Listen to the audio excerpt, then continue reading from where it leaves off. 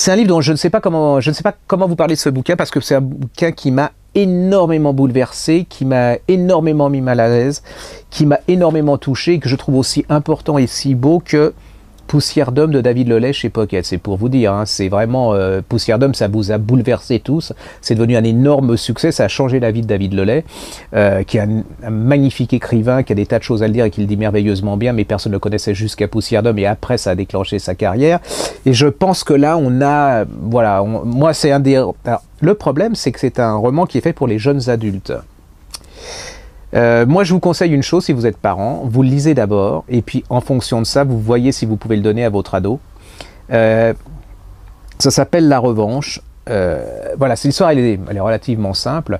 Vous avez deux gosses, 13 ans, un garçon et une fille, et puis un jour, ils s'entendent, c'est fusionnel, hein, ils s'entendent merveilleusement bien. Et puis un jour, la petite fille, comme tout le monde l'a dit, elle lui dit « je veux me marier avec toi ». Et lui, le gamin, dit « non, je ne peux pas parce que je suis gay ». Et là, elle n'arrive pas à le croire, elle dit non, c'est pas possible. Mais même ça, les années vont passer, ils vont rester complètement fusionnels, très très amis, comme on peut être très ami avec quelqu'un. Voilà. On va les retrouver au bac. Et là, au bac, ils sortent. Hein, donc, on est en Angleterre, les gosses ont 17 ans, ils font la fête, ils boivent. C'est le collège. Alors, il y a une description du collège qui est quand même assez bien foutue. C'est-à-dire, vous savez, il y a ceux qui sont populaires, ceux qui sont populaires, les têtes de Turcs, ceux qui veulent devenir populaires mais qui n'ont pas le charisme. Enfin, c'est exactement ça, qui sont prêts à tout pour devenir populaires. Et puis, vous avez ce jeune garçon, il vit sa vie. Hein, donc, lui, il aime bien les jeunes garçons. Et puis, elle l'aime bien, mais bon, elle cherche aussi un garçon. Et puis, il va se passer quelque chose un gros problème qui existe dans la vie quotidienne, où on a vu les conséquences, c'est qu'on va prendre une photo assez troublante de ce jeune garçon en train de faire quelque chose à un autre. Le seul problème, c'est qu'on floute la photo, enfin le visage de celui à qui il est en train de le faire, et lui, on ne le floute pas, et il se retrouve sur tout Facebook, sur tout le lycée, sur tout le site web.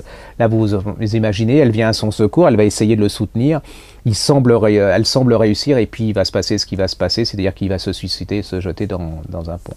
Là, vous dites, bon, elle ne parle plus, elle mange plus, elle décide de se suicider elle aussi, mais un jour, la sœur de ce jeune garçon, enfin de cet adulte, hein, il a 17 ans, 18 ans, vient lui donner une grande enveloppe qu'il lui avait donnée avant de mourir, pour cette jeune fille. Il va l'ouvrir, dans cette enveloppe, il y a 12 enveloppes, une par mois, et chaque mois, dans cette enveloppe, il est en train de lui parler, et déjà il lui dit « je sais que tu vas vouloir te suicider, mais je... » Alors ça, c'est absolument bouleversant, et puis vous vous dites, et ben voilà, il a réussi, c'est-à-dire qu'il l'a fait changer, il lui dit teins-toi en blonde, tu es très belle. C'est vrai qu'elle va devenir très très belle parce qu'elle était gothique, vous imaginez. Donc les parents sont très contents, elle revit, elle retourne au lycée, elle a de bonnes notes, elle semble se réintégrer et tout. Et puis il y a une fin. Alors il y a une fin à double détente, c'est-à-dire parce que ce qu'elle va essayer, c'est de rechercher qui a fait ces photos, parce que voilà.